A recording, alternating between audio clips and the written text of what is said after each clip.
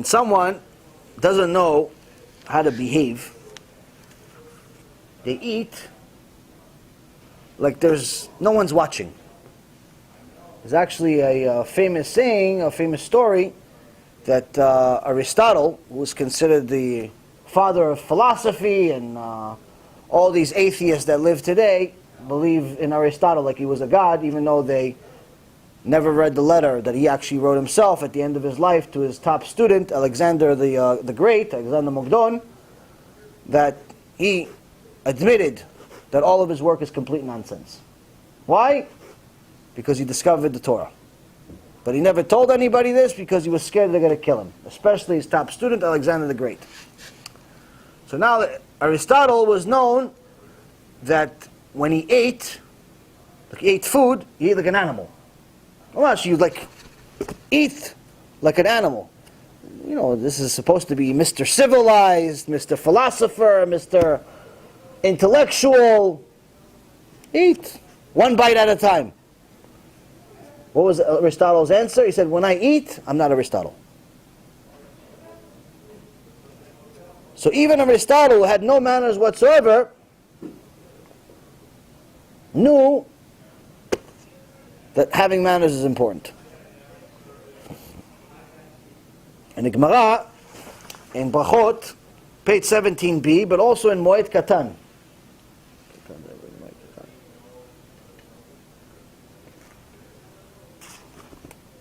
I had a chidush about 2 years ago. First I read it in Brachot, and then recently I read it again in Moed Katan to teach us something that I don't think most people understand.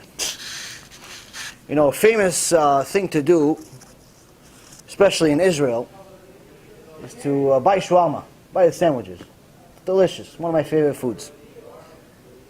Buying shawarma, if it's kosher, mitzvah. Any food you eat, kosher, mitzvah. Eating, mitzvah. As long as you do the blessing, birkat hamazon, mitzvah. But there's one thing you can do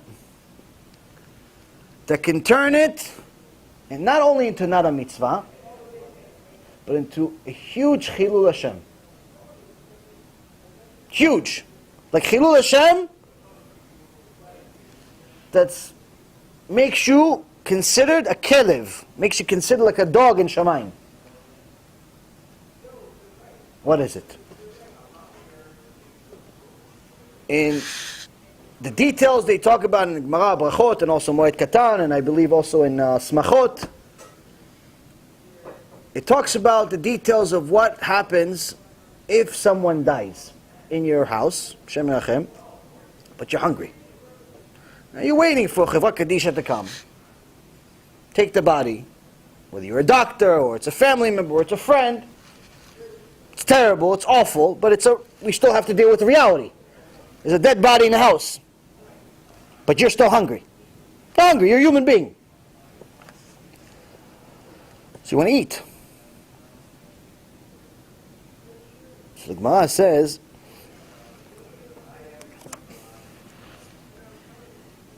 if the person that died is next to him, he should eat in a different house. If he has a dead person in his house, go eat in a different house. Don't eat in that house. Why? Because the dead person is tameh. And we just learned that your suda is a mitzvah. It's pure.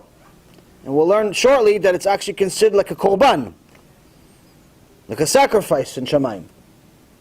He says, you want to mix the two. So if you have a dead body in your house, go to a different house.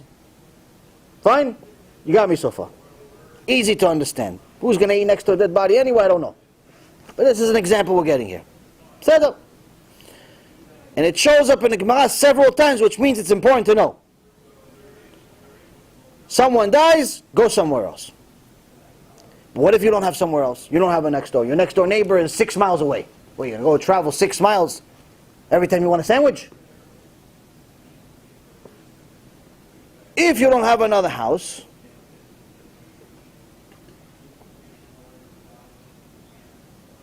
of your own, go to your friend's house. If you don't have a friend's house, then you make a partition. We're talking in the days where there wasn't like rooms, 16-room houses. Everybody was living in a house that's on MTV Cribs. We're talking about in the days where the house was one room. Shem Hachem, the body's over here. You and the sandwich over here. You have nowhere else to go. He says, listen, you have nowhere else to go. You want to eat, you're hungry, right? You made shawarma, you made bitzim, you made something, fine. Put a mechitza. Put some type of partition between you. And eat on the other side. So it's as if you made another bedroom. It's as if you're in another room. Obviously, if you have another room, go to another room.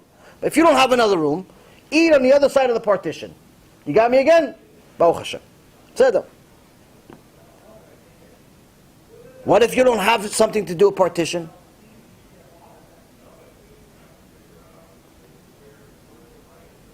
Eat, but face away. Body's here. You're here. No partition. Don't eat in the guy's face. It's not nice. Why? It's actually also bizayon for the met. Because even though he's dead, his neshama still sees. And you're now doing something that he can't do. It's not good. So he said, okay, eat, but turn away. Eat looking that way.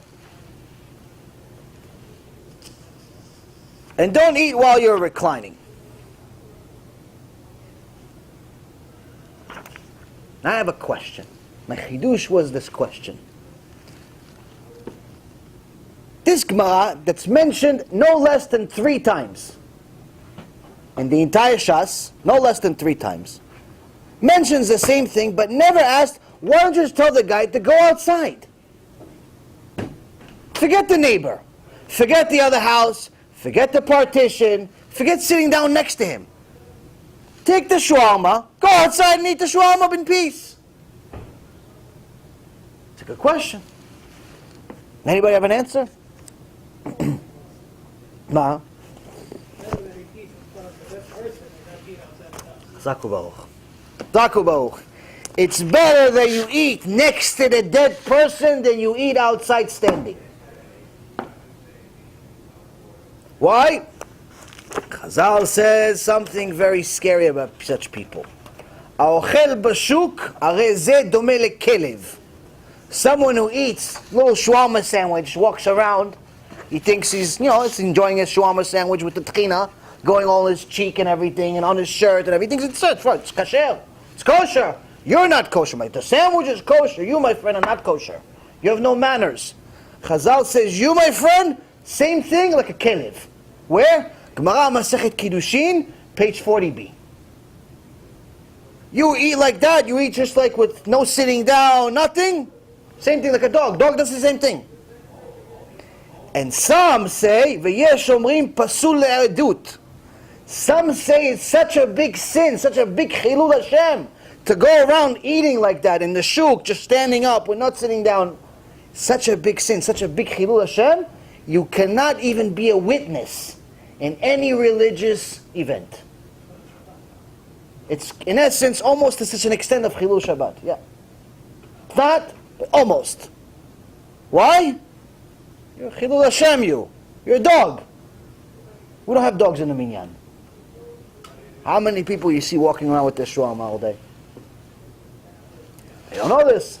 So that was my chidush that I found out. I asked the question.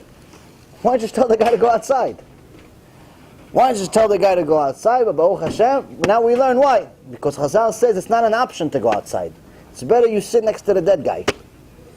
I've heard enough. New arrival screams, echoing through the hallway to know that this ain't good. Once they pass them through the infierno, they don't come back. It's enough to make you go crazy. Do not think we fear you, Spirit.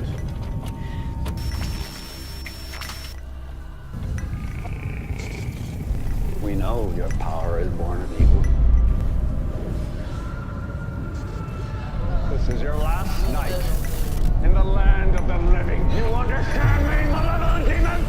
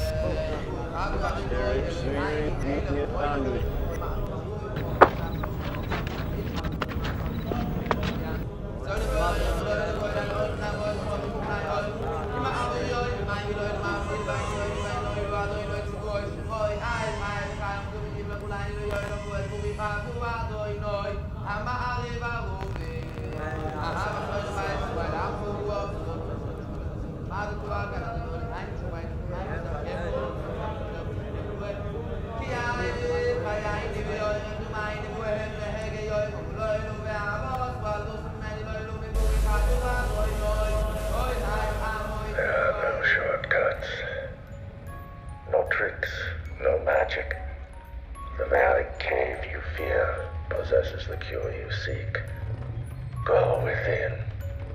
Just know, once you cross that threshold, there is only one way out. There was a rich family that lived here called the Hetheringtons, and unfortunately, their daughter passed away of a heart attack inside the house. Basically, they were so devastated that they reached out to people claiming to be psychic mediums. They actually weren't psychic mediums. They opened up a total of 11 portals inside this house and invited spirits and entities from all different kinds of dimensions. Well, I think there are certain pieces of evidence that there is an afterlife. Resurrection of the dead is affirmed pretty clearly in the Talmud and the Midrash. To be honest with you, to give this lecture is a nightmare. If it was up to me, I wouldn't do it. There's going to be some graphic details. This place is a maze. That person after death went to a place called Sheol. This is by far the largest near-death experience study that has ever been conducted. People go to a place and they experience weird things. And sometimes they actually will see a character of some type. Well, where did that come from?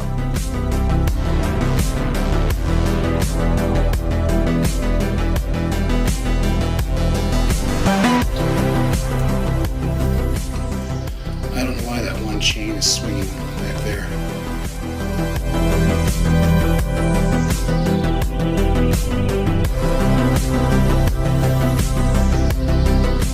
They may describe feeling profoundly peaceful, seeing a bright, warm, welcoming light. Some people describe watching doctors and nurses working on them with incredible accuracy. Next thing I knew, I was above my body watching the operation. How long did you feel like you were gone? I went to a place of timelessness. And so what that means, it could have been a second, could have been 5 minutes. I don't know.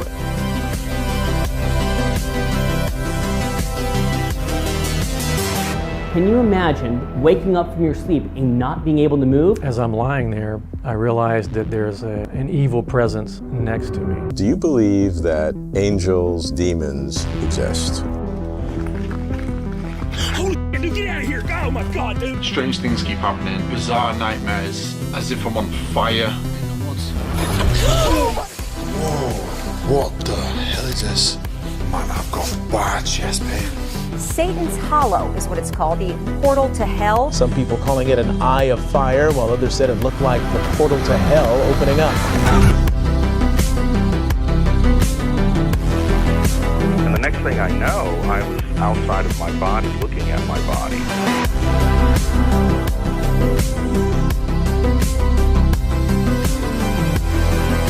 What I'm going to do is called claromancy, the art of throwing lots or throwing bones. 2,000 years of experience, passed down, recorded, of how demons work. God has them all on a leash, and he lets the leash go enough to let them tempt us, because that's what makes us spiritually stronger.